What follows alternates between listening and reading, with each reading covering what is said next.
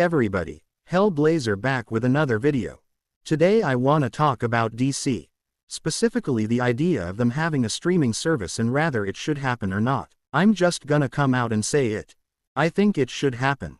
Because personally I feel that DC content has always been held onto the wayside for far too long. Where it seems like the only way to access DC content is through expensive streaming services like HBO Max aka Max. A streaming service of which nobody asked for, but yet here we are. And look, I understand that DC is a treasured franchise. I understand it's a franchise that needs to be treated with the utmost respect and loyalty, but at the same time I just can't help but feel like it hasn't been handled in the best way market-wise. Even though I'm not a fan of Kevin Feige and how he's handled Marvel over the years, the one good thing he did with the franchise was sell it to people. He gave the franchise exposure. Something that the DC franchise is completely lacking. I remembered the days when Marvel content was only accessible through cable TV and their website, but nowadays you can access Marvel content through any platform. Granted, most of it is through the internet these days, but the franchise has a great level of exposure. Whereas DC has piss-poor exposure, to the point of only accessing their content through Max and pirating services. And for a franchise that, much like Star Wars, is made for everyone to enjoy, that is a disgrace. I never understood why WB has always made it so hard to market the franchise to the mainstream for so long. Because they have so much money to make something special out of DC on screen. A few examples of this I could point out are the Arrowverse and the DCEU. The closest thing we could have gotten to enjoying all of that on a wide scale was DC Universe, a streaming service that has been terminated due to poor marketing.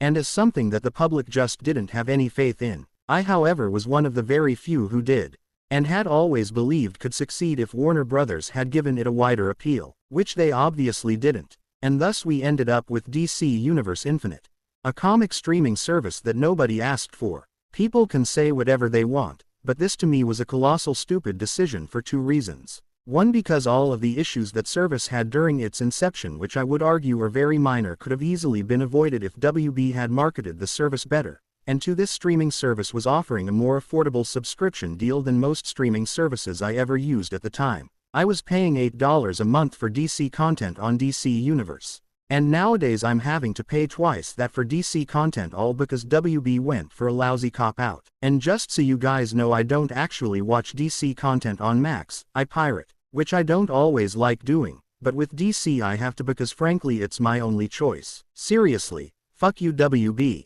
And fuck you AT&T for allowing this to happen. Marketing the shit out of Titans on DC Universe was a piss-poor decision from the beginning. For obvious reasons I will talk about in a later video. But yeah, there really should be a DC streaming service. Just like how I think the Snyderverse should be restored on Netflix.